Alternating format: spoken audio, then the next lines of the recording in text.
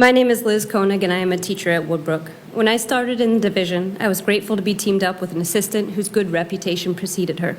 One of those employees who everyone at the school knew and depended on, a real team player. Well, she left our division in November after the pay schedule and policies were changed without warning in the middle of a school year, making it infeasible for her to remain in our division. This unilateral change to how and when we were paid left many employees scrambling to prepare financially, with the most negative effects burdening those least able to afford it. In my classroom, the loss of a teacher had a profound negative effect on my students, who were already struggling with coming back to school after a pandemic, learning how to build relationships, and who then lost one of their trusted adults without warning. They still ask about her today.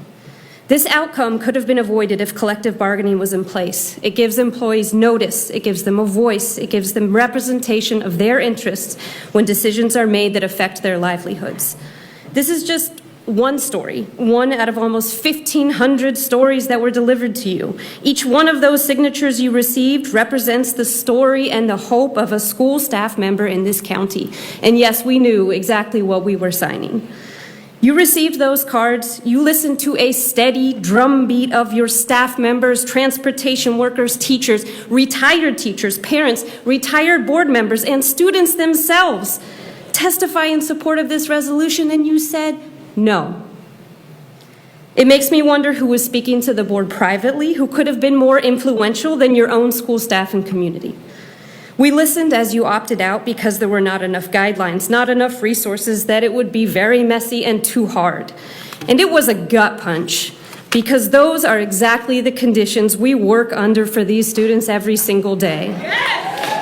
You are elected board members accountable to your constituents and employees. Listening to the voices of your staff, engaging with us as equals, accepting our right to bargain with you and gain self-determination, dignity, and agency is the right thing to do. You have to do right things even when they're hard, especially when they're hard. You cannot be pro-democracy and pro-teacher yet anti-collective bargaining. They are incompatible views. We don't care if you say nice things about us during Teacher Appreciation Week. We certainly did not volunteer hours of unpaid time working to collect almost 1,500 signatures to present to you just so we could get another questionnaire or survey.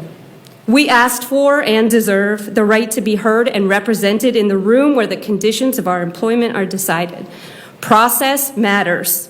Representation matters. Respect matters. I urge you to reconsider your votes, reintroduce our resolution, and work with us to do hard things, because it's the right thing to do. Thank you.